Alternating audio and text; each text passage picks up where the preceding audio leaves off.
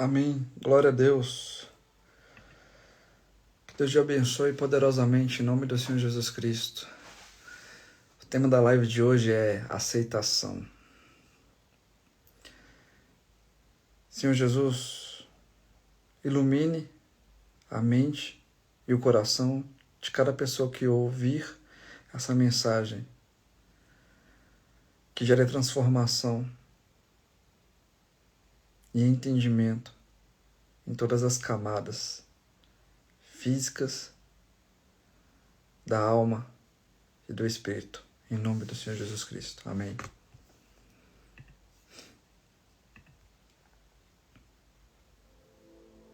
Hoje nós vamos passear pelo capítulo 8 do livro de Romanos.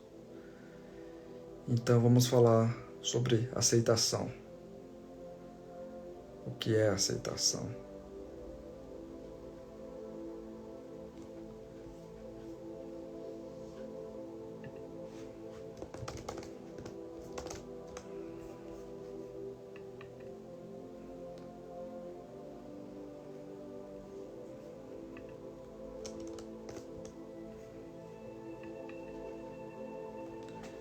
Se a gente for parar para analisar, a gente pode pegar o dicionário.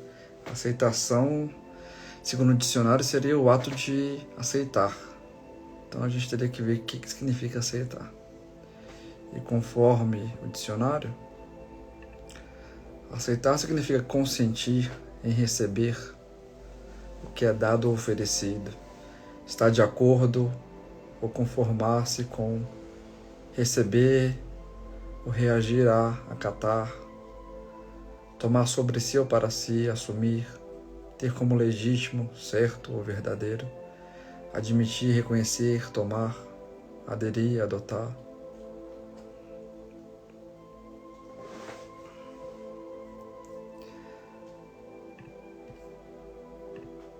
Vamos ler então o capítulo 8 do livro de Romanos, mas vamos ler em partes desta vez.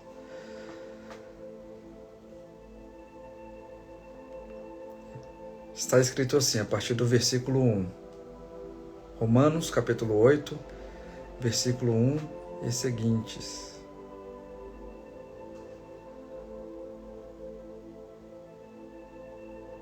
O título desse trecho está assim: A nova vida debaixo da graça, segundo o Espírito de santidade e adoção. Portanto, agora nenhuma condenação há para os que estão em Cristo Jesus, que não andam segundo a carne, mas segundo o Espírito. Porque a lei do Espírito de vida, em Cristo Jesus, me livrou da lei do pecado e da morte.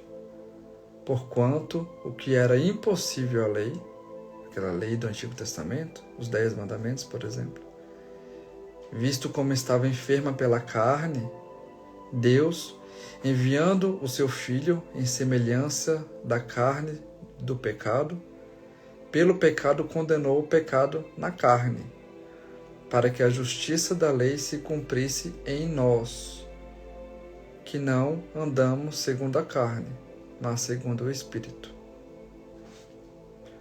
Porque os que são segundo a carne inclinam-se para as coisas da carne, mas os que são segundo o Espírito inclinam-se para as coisas do Espírito. Vocês lembram de ontem, da live anterior, que eu falei lá sobre Gálatas 5, que as pessoas cheias do poder do Espírito de Deus, elas naturalmente produzem o fruto do Espírito, naturalmente elas agem de acordo com a natureza de Deus, elas inclinam-se conforme a natureza de Deus. E as pessoas da natureza que andam conforme a natureza humana, elas inclinam-se para as coisas da natureza humana, para as coisas da carne, que nem eu acabei de ler aqui no versículo 5. Versículo 6. Porque a inclinação da carne é morte, mas a inclinação do Espírito é vida e paz. Se você observar no trecho de ontem, da última live, todas as obras da carne, elas caminham em uma única direção, que é a direção da morte. Mas o fruto do Espírito caminha em direção para aquilo que é eterno, imutável, que é o amor.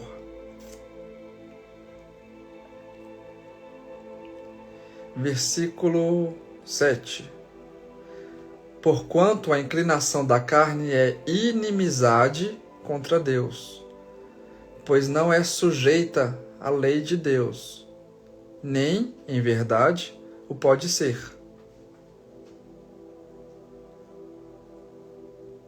Se uma pessoa está inclinada para a natureza humana, para as obras da carne, naturalmente ela é inimiga de Deus.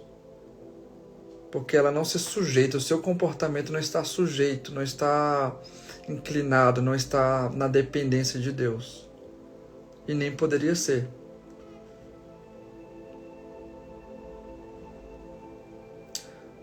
Versículo 8. Portanto, os que estão na carne não podem agradar a Deus.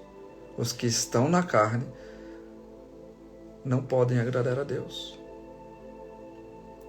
Vós, porém, não estáis na carne, mas no Espírito, se é que o Espírito de Deus habita em vós.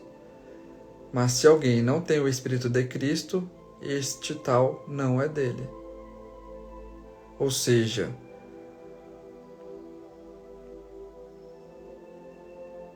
se a pessoa tem o Espírito de Deus, se a pessoa tem a presença de Deus, naturalmente elas podem e agradam a Deus. Versículo 10. E se Cristo está em vós, o corpo, na verdade, está morto por causa do pecado, mas o Espírito vive por causa da justiça. E se o Espírito daquele que dos mortos ressuscitou a Jesus habita em vós, aquele que dos mortos ressuscitou a Cristo também vivificará o vosso corpo mortal, pelo seu Espírito que em vós habita. De maneira que, irmãos, somos devedores, não à carne, para viver segundo a carne. Porque se viverdes segundo a carne, morrereis. Mas, se pelo Espírito mortificardes as obras do corpo, vivereis.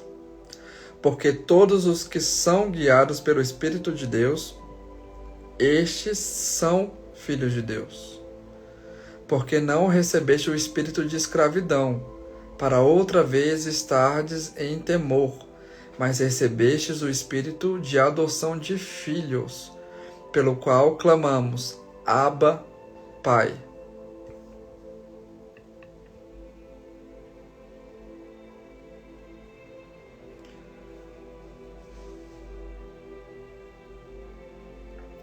O mesmo Espírito testifica com o nosso Espírito que somos filhos de Deus.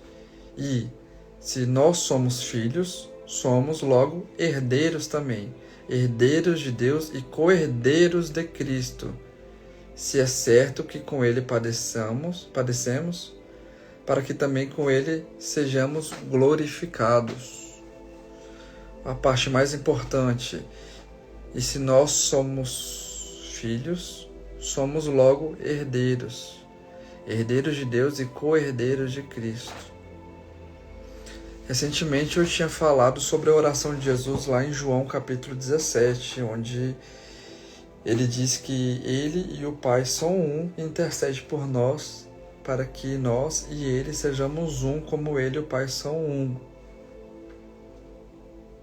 E assim termos nós três,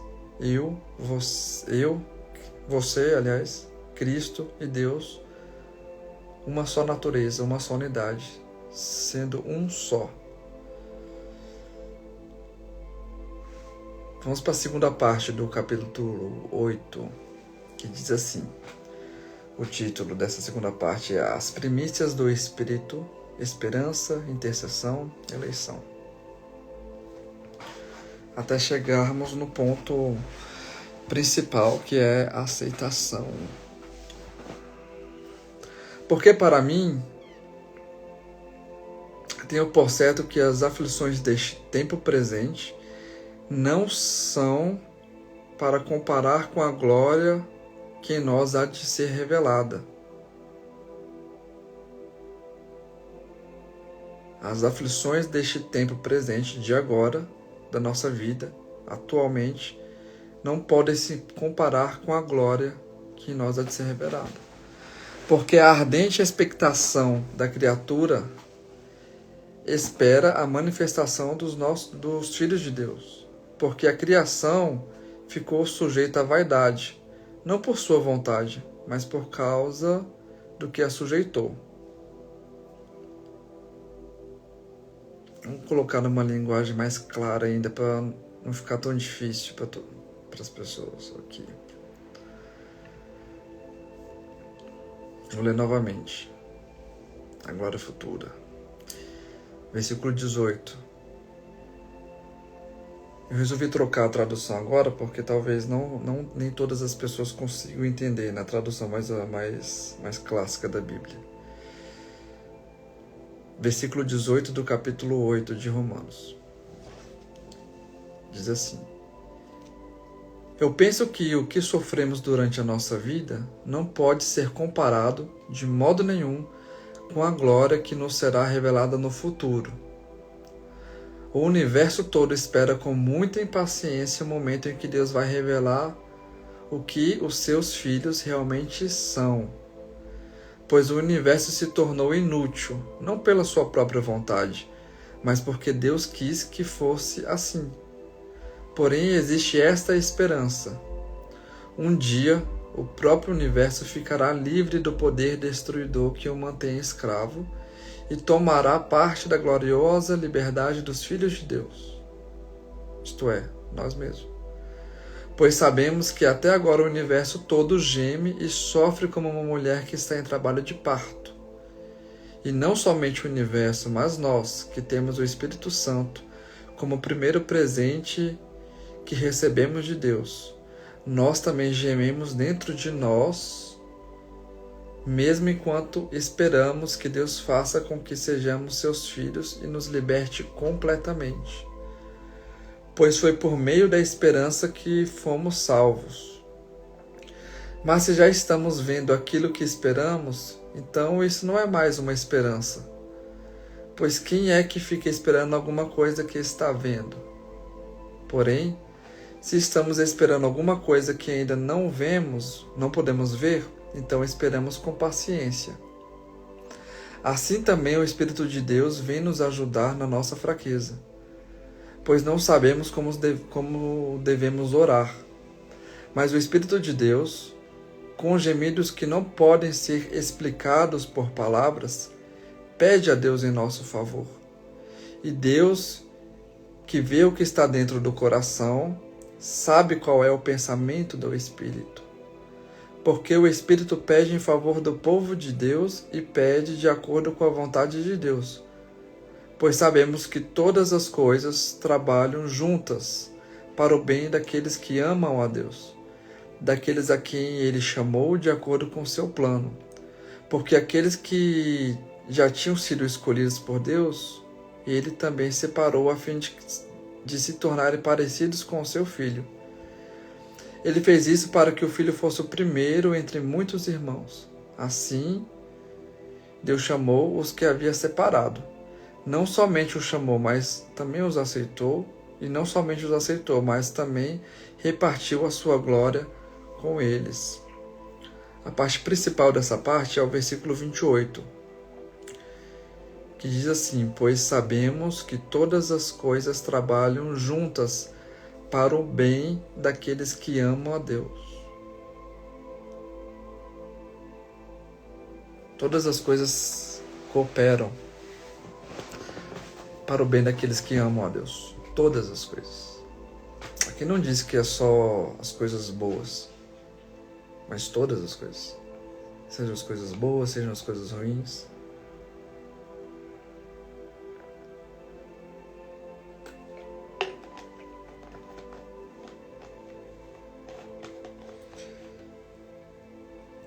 Se você parar para pensar um pouco na sua vida, de tudo que aconteceu, até o dia de hoje, até para você chegar aqui, até para você chegar nessa live, ou até para você chegar no vídeo agora que está sendo passado depois, na sua situação atual, talvez no seu relacionamento, talvez no seu trabalho, você vai poder notar que tudo que aconteceu na sua vida foi para que você chegasse agora, neste momento. Para ouvir esta palavra. Para ter ou continuar tendo sua vida renovada, sua mente renovada em Cristo. Talvez você pense assim, como que uma coisa ruim, algo que aconteceu com você, pode ser proveitoso, pode ser para o bem, tanto seu como de outra pessoa. Pois se aqui diz que todas as coisas trabalham juntas para o bem daqueles que amam a Deus, de fato todas as coisas, o bem, o mal, eles trabalham juntos para o bem das pessoas que amam a Deus, das pessoas cheias da presença de Deus, das pessoas que serão cheias da presença de Deus. Às vezes, quando você não conhecia Deus, não tinha a presença de Deus, tudo que você viveu, todo o sofrimento, ele foi um necessário para que você talvez chegasse no fundo do poço e pudesse conhecer a Deus. Pois se tudo estivesse indo bem sem ter a presença de Deus, sem conhecer a Deus, sem saber de Deus, talvez você viveria uma vida inteira com um vazio interior, mas bem. E talvez você nunca procuraria a Deus. Às vezes é no momento do sofrimento, da perda, da dor, em que você começa a refletir e quem sabe se entregar a Deus, quem sabe conhecer a Deus verdadeiramente. Pela primeira vez, quando você não se aceita mais como você é, como você não aceita mais a vida como ela está. Às vezes um ato seu ou de outra pessoa é o suficiente para transformar futuramente a sua vida ou de outra pessoa, da vida de outra pessoa que passou por você, ou o ato de outra pessoa que passou por você, ela possa contribuir de alguma forma, direta ou indireta, para o bem seu, que ama, ou que pode chegar um dia a amar a Deus. E quem é a pessoa que ama a Deus? A pessoa que ama a Deus é aquela pessoa que ama Cristo. Quem ama Cristo é quem obedece seus mandamentos. E qual é o mandamento de Cristo? Senão o amor. Se não se tornar um com Ele amando incondicionalmente. Porque o ápice vamos colocar assim, do nível espiritual é o amor. É o nível mais alto. Talvez quase o mais alto. O mais alto seria ser de fato um com Deus, já na glória eterna. E aqui até onde podemos experimentar é o amor. E a aceitação, eu diria que é o terceiro nível espiritual, depois quando você passa a ter a presença de Deus, ser cheio da presença de Deus.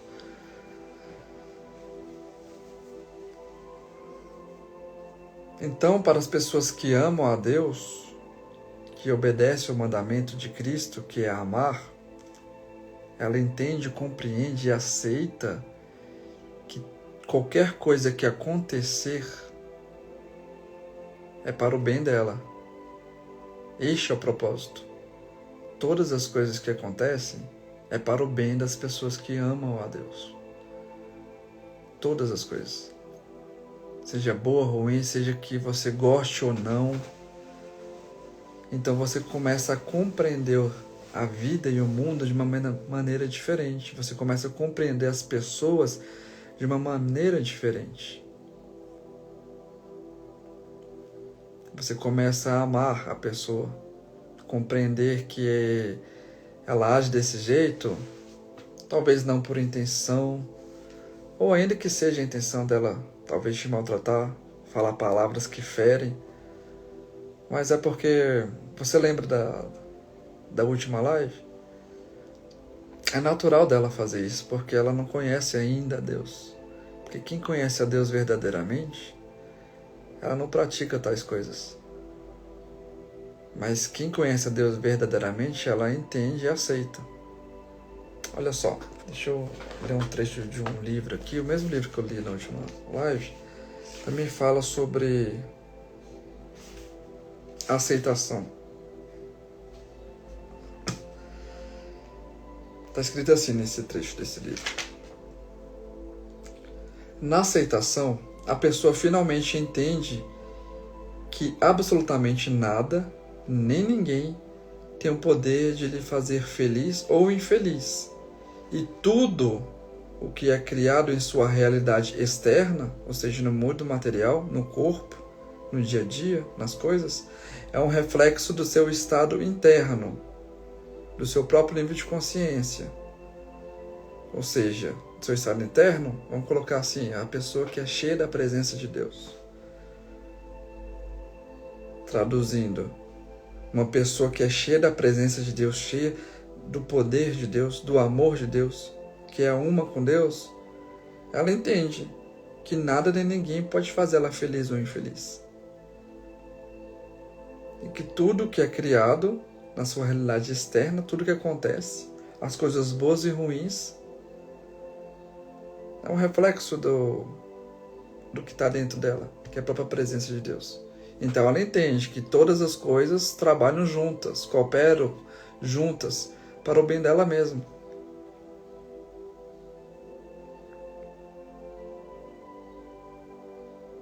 A aceitação se caracteriza, sobretudo, pelo equilíbrio, pela tolerância e pela consciência de que a igualdade não se opõe à diversidade.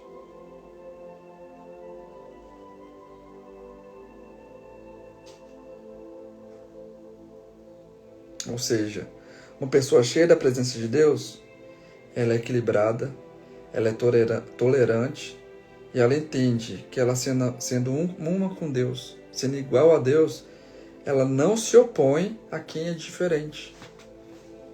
Ela não se opõe àquela pessoa que está no mundo, àquela pessoa que vive na natureza humana, nas obras da carne. Ela não se opõe.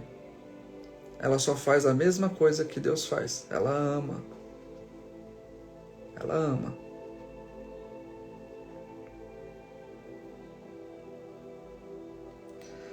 A pessoa que vive na aceitação não quer mais briga com ninguém, nem faz questão de ter sempre razão. Ela abandona completamente o julgamento e a vitimização, perdoando e liberando a todos que passam por sua vida. Quando uma pessoa está cheia da presença de Deus, é uma com Deus, a aceitação faz parte da vida da pessoa. Completamente. Ela entende o próximo. Ela ama o próximo. Quando ela ama o próximo, ela aceita o próximo. Quando a pessoa tem a mesma natureza de Deus, porque ela é cheia da presença de Deus, ela tem a mesma natureza que eu li lá numa das primeiras lives.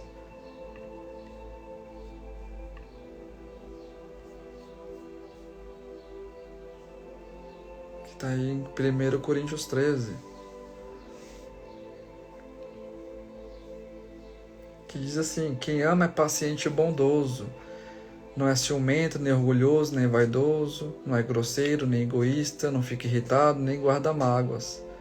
Não fica alegre quando alguém faz uma coisa errada, mas se alegra quando alguém faz o que é certo.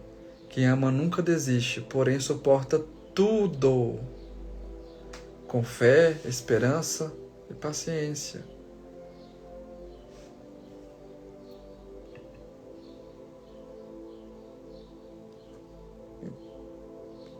Então, se uma pessoa ama o próximo,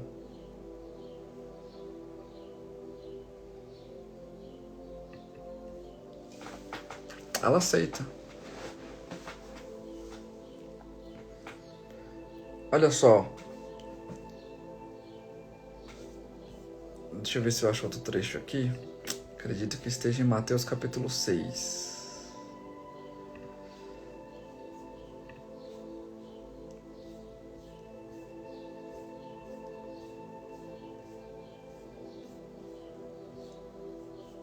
Ou 7.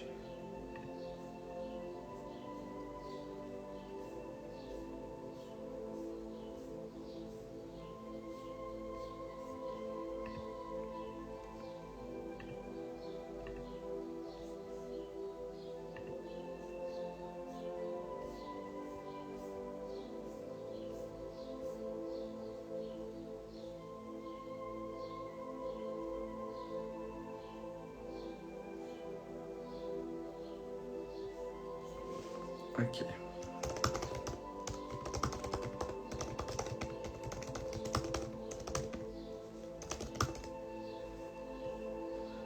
Vai deixar no capítulo 5.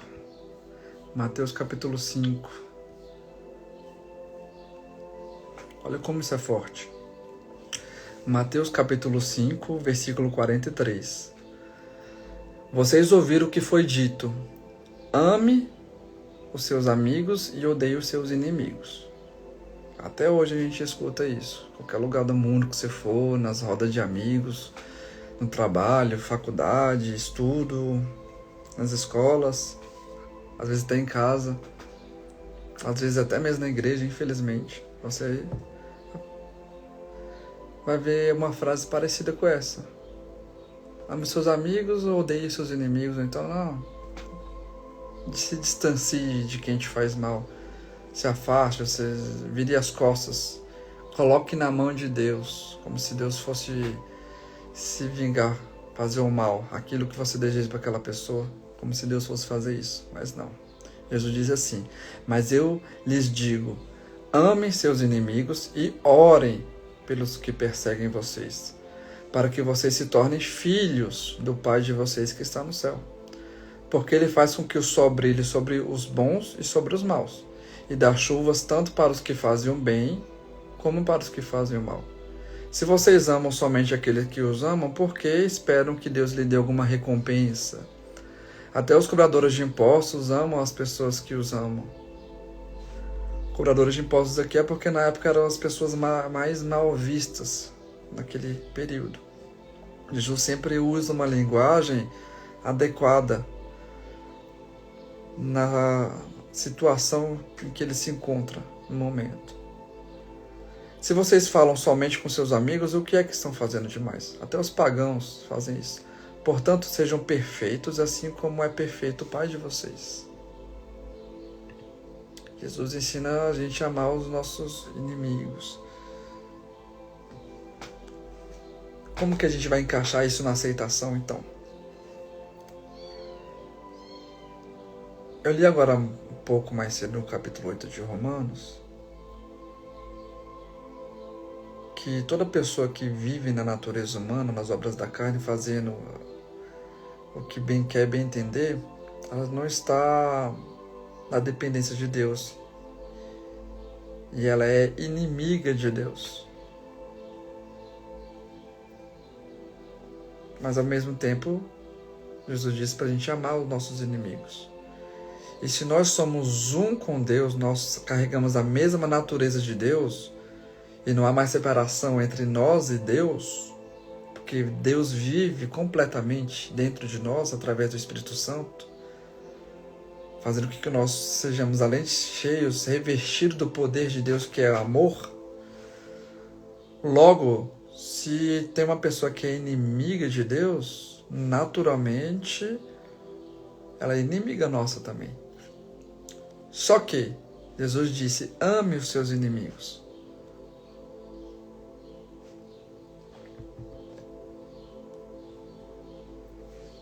Tem uma página na Bíblia que fala que Deus nos amou primeiro. E por Ele nos amar primeiro, Ele entregou o seu Filho unigênito para que todo aquele que nele crê não pereça, mas tenha vida eterna. Também está escrito que todos os pecados destituídos estão da glória de Deus. A partir do momento que todos pecaram, todos os seres humanos se tornaram inimigos de Deus. Não havia um sequer justo perante Deus. Não havia sequer um único. Mas Deus primeiro amou, decidiu amar. Então a mesma atitude que Deus teve, a mesma atitude que nós devemos ter, foi isso que Jesus ensinou para a gente.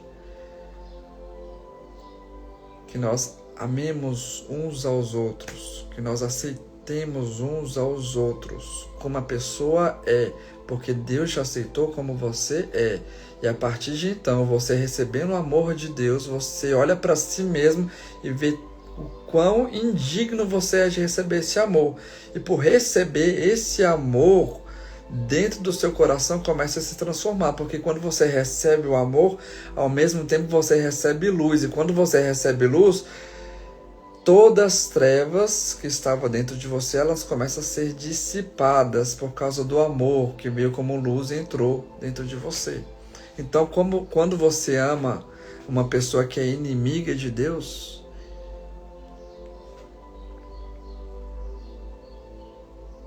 além de estar cumprindo o mandamento de Deus, você está dando oportunidade.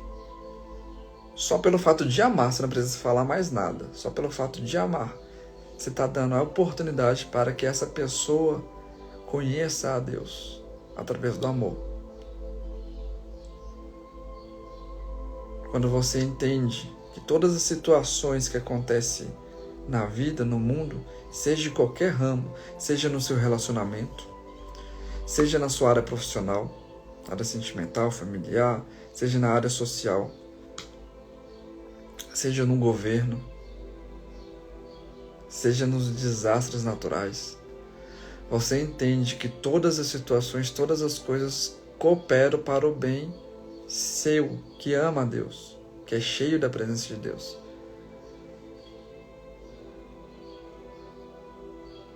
E até mesmo para as pessoas que ainda não conhecem a Deus, para as pessoas que hoje são inimigas de Deus, mas daqui a pouco podem não ser. Porque elas conheceram a Deus através da sua vida, porque você amou essa pessoa. Eu vi uma frase outro dia, eu não lembro onde, em que dizia algo mais ou menos assim: talvez você seja a única Bíblia que uma pessoa vai ter a oportunidade de ler durante toda a vida dela. Talvez você, no seu ato de amar os inimigos de Deus, as pessoas diferentes, toda a diversidade de pessoas em qualquer lugar do mundo, seja a única oportunidade que essa pessoa tenha de conhecer a Deus. Por isso que ontem, na última live, quando eu disse que eu li um trecho que dizia que não devemos sair do lugar que estamos, mudar o lugar que estamos. Quando Deus nos chama, é para que quando nós tornamos um com Deus, aquele lugar seja transformado. Então você não precisa se afastar, a não ser que seja realmente necessário por um tempo.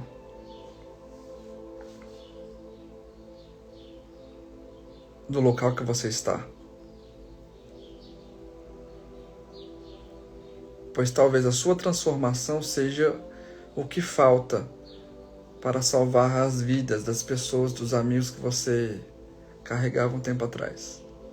O natural é que quando a gente conhece a Deus, é cheio da presença de Deus, a gente se afaste de todos e se una com as pessoas que já são da mesma fé, do mesmo Espírito.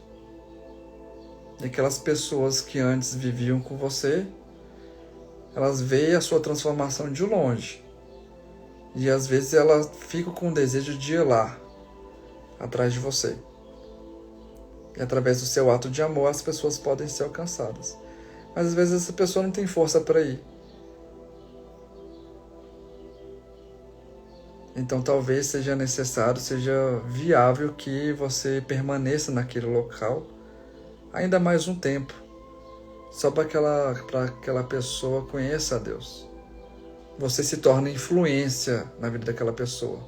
Mas para isso acontecer é necessário primeiro que você seja cheio do poder de Deus, seja batizado no Espírito Santo.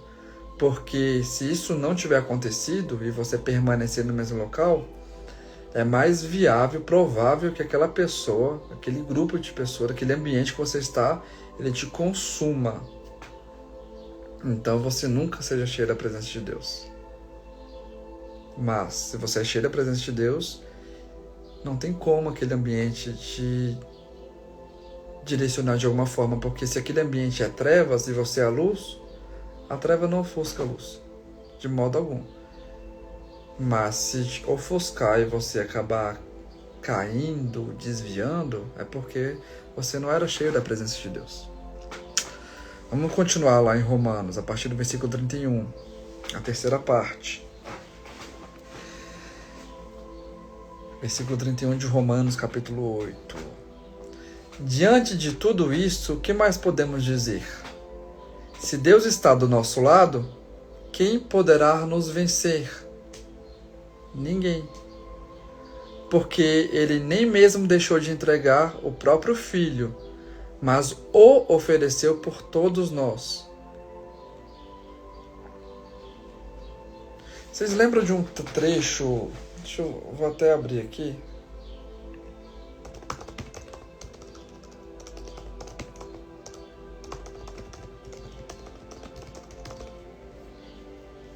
Mateus 26, capítulo 26.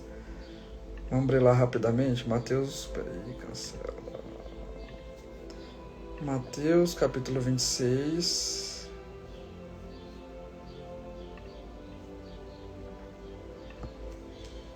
Se não me engano, na oração que Jesus fez no Getsemane.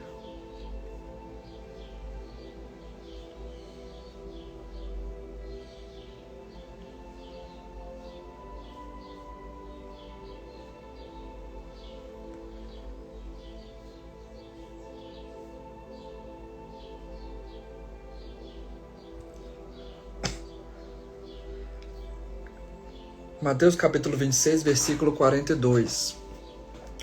Jesus fazendo a sua última oração antes de ser preso. Tinha um trecho que ele fala assim com Deus, com o Pai.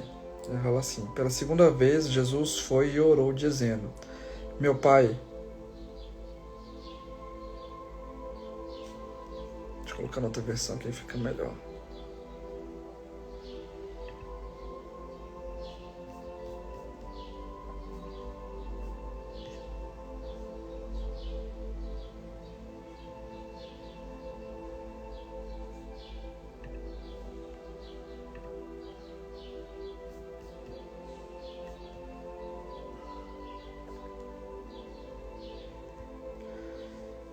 E indo segunda vez orou dizendo: meu Pai, se este cálice não pode passar de mim sem eu o beber, faça-se a tua vontade.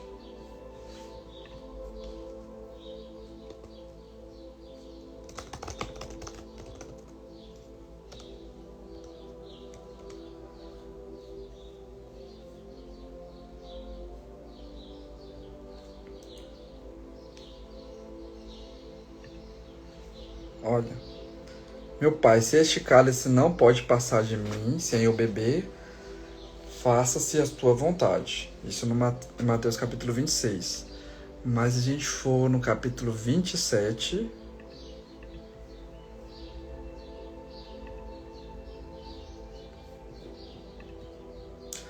lá no versículo 46,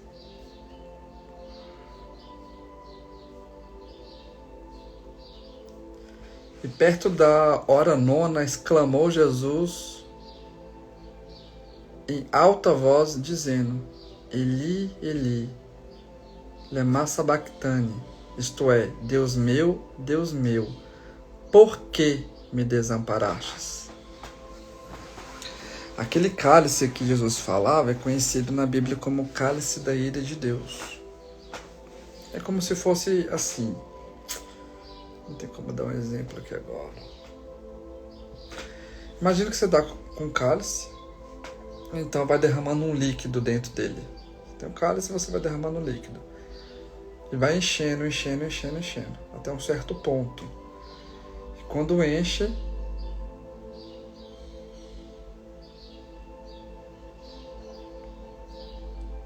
vamos colocar assim, Deus derrama esse cálice sobre a própria pessoa. Ou ele bebe, depois vomita. Vamos colocar alguns exemplos assim para ficar mais fáceis de entender. Não que seja teologicamente adequado, mas só para facilitar o entendimento. Quando esse cálice enche, acontece algo. A pessoa, ela é completamente separada da presença de Deus. Porque ali é feita a justiça. Vamos dar um exemplo de como é feita a justiça. Imagine que uma pessoa mata outra pessoa. A polícia prende, aí tem um processo, tem uma ação penal, tem a defesa, tem a fase de provas, tem uma audiência de instrução e julgamento, e depois tem a sentença. E na sentença, o juiz, com base em todas as provas, viu que você foi o autor do crime, viu que existe o crime, né? Materialmente falando, existe o crime, aconteceu, tá lá o corpo da pessoa morta, tá lá a arma com as suas digitais, tá lá o vídeo mostrando que você atirou, mostrando você, tá lá a sua confissão. Então o juiz vê e te condena.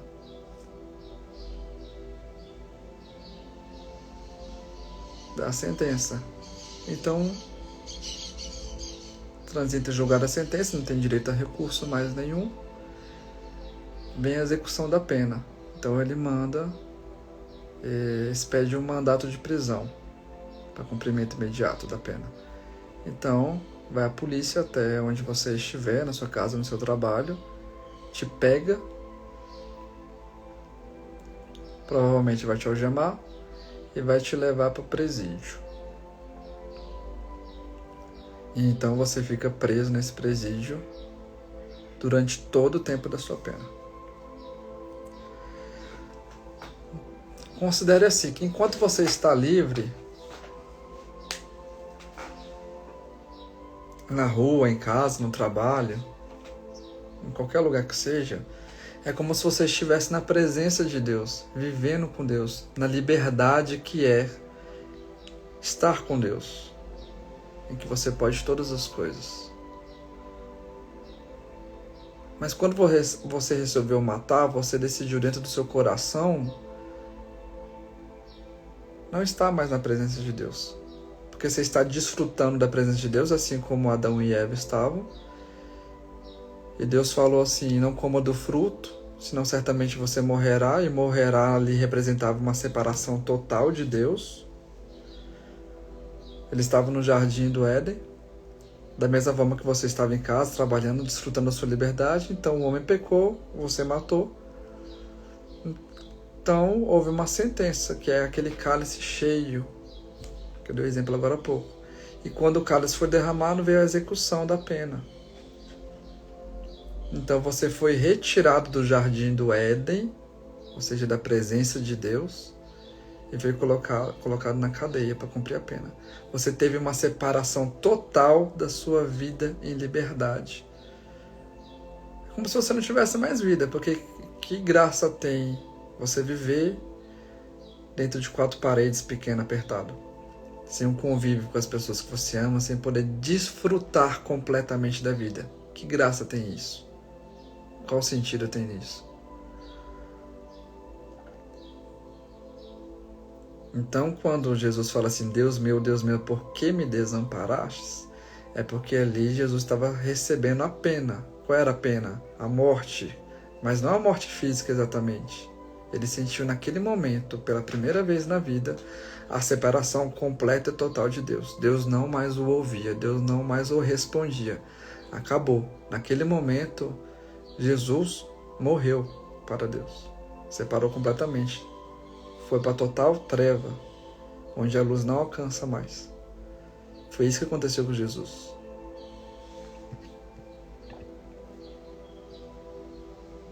Então vamos voltar lá em Romanos, capítulo 8, versículo 32. Porque ele nem mesmo deixou de entregar o próprio Filho, mas ofereceu por todos nós. Se ele nos deu o seu Filho, será que não nos dará também todas as coisas? Quem acusará aqueles que Deus escolheu? Ninguém. Porque o próprio Deus declara que eles não são culpados. Será que alguém poderá condená-los? Ninguém. Pois foi Cristo quem morreu, ou melhor, foi Cristo ressuscitado e está à direita de Deus. E ele pede a Deus em favor de nós. Então, quem pode nos separar do amor de Deus? Que está em Cristo. Serão os sofrimentos, as dificuldades, a perseguição, a fome, a pobreza, o perigo ou a morte? Primeiro ele fala aqui de toda a parte física, material. Será que as coisas materiais, será que a vida, o corpo, as coisas físicas, tudo que a gente pode ver, tocar, tudo que acontece, qualquer dificuldade, perseguição, primeiro a parte física pode nos separar do amor de Deus? Vamos pular para o versículo 37. Em todas essas situações temos a vitória completa por meio daquele que nos amou. Pois eu tenho certeza que nada pode nos separar do amor de Deus. Aí vem a segunda parte. A primeira parte, que nada nos separa do amor de Deus, é a parte física, a parte material. A segunda parte é a parte metafísica, ou a parte espiritual, a parte que não se pode ver, tocar. Que é assim, nem a morte, nem a vida, nem os anjos, nem outras autoridades ou poderes celestiais, nem o presente, nem o futuro, nem o mundo lá de cima, nem o mundo lá de baixo. Em todo o universo não há nada que possa nos separar do amor de Deus, que é nosso por meio de Cristo Jesus. Então, nem o mundo material, nem o mundo espiritual pode nos separar do amor de Deus. Não há nada que separe você, eu, do amor de Deus. Absolutamente nada. E se não há nada que nos separe do amor de Deus e nós nos tornamos um com Deus, ou melhor, vamos deixar de uma maneira mais clara ainda, o tema não é aceitação.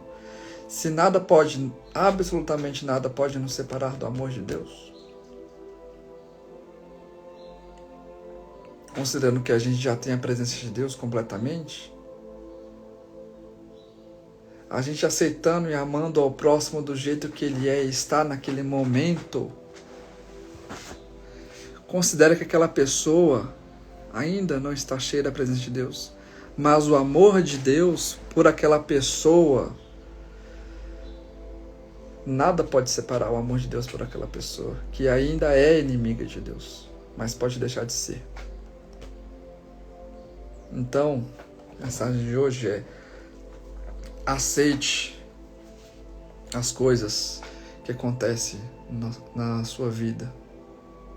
Toda perseguição, tudo de ruim que estiver acontecendo, ou tudo de bom que estiver acontecendo, aceita e entenda que tudo isso que acontece, todas as coisas que acontecem, em todos os sentidos possíveis, é para o bem daqueles que amam a Deus. Todas as coisas. Porque nada pode separar o amor de Deus por nós. Nada material e nada imaterial. Não existe nada que nos separe do amor de Deus. Nem eu, nem você, nem os amigos, nem os inimigos de Deus. Porque o amor de Deus por todas as pessoas é incondicional. Incondicional.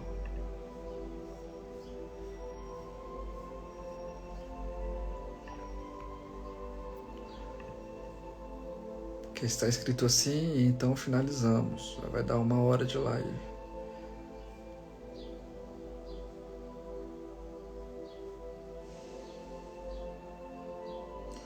João, capítulo 3, versículo 13 e seguinte. João, capítulo 6, versículo 13 e seguintes. Está escrito assim: Ora, ninguém subiu ao céu, senão o que desceu do céu, o Filho do Homem que está no céu. E como Moisés levantou a serpente no deserto, assim importa que o Filho do Homem, aqui está falando de Jesus, seja levantado, para que todo aquele que crê não pereça, mas tenha vida eterna. Porque Deus amou o mundo de tal maneira que deu seu Filho unigênito, para que todo aquele que nele crê não pereça, mas tenha vida eterna. Porque Deus enviou seu Filho ao mundo, não para que condenasse o mundo, mas para que o mundo fosse salvo por ele. Quem crê nele não é condenado, mas quem não crê já está condenado, porquanto não crê no nome do unigênito Filho de Deus. E a condenação é esta, que a luz veio ao mundo, e os homens amaram mais as trevas do que a luz, porque as suas obras eram más. Porque todo aquele que faz o mal aborrece a luz, e não vem para a luz, para que as suas obras não sejam reprovadas. Mas quem pratica a verdade vem para a luz, a fim de que as suas obras sejam manifestas, porque são feitas em Deus.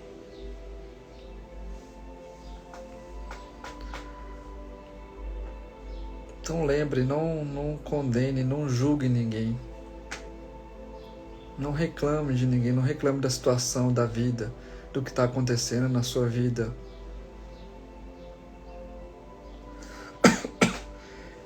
Lembre-se e aceite, todos os dias, que tudo que acontece é para o bem daqueles que amam a Deus. Isso é aceitação. Amém?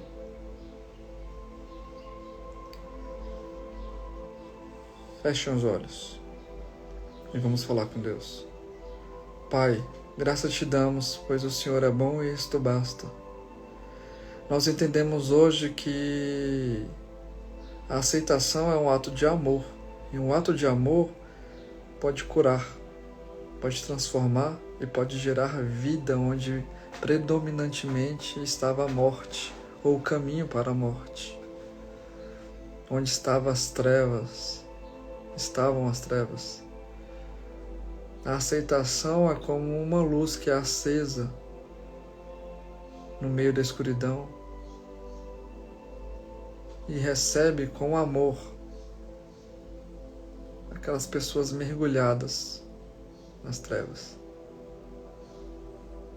A aceitação talvez seja o único meio de uma pessoa inimiga sua te conhecer, saber de ti. Então, Senhor, usa-nos, ensina-nos a amar, pois todas as Escrituras se resumem nisto, o amor. Então, Senhor, ensina-nos a amar, para que então, pelo amor, que é a tua própria essência e natureza, convença o mundo, as pessoas, de que não há proveito nenhum em se viver e estar no meio das trevas. Pai, eu te peço que essa mensagem penetre no coração e na alma de cada pessoa que a ouve, e que ela nunca mais se esqueça do que ouviu aqui hoje. Em nome do Senhor Jesus Cristo. Amém. Tenha um excelente dia.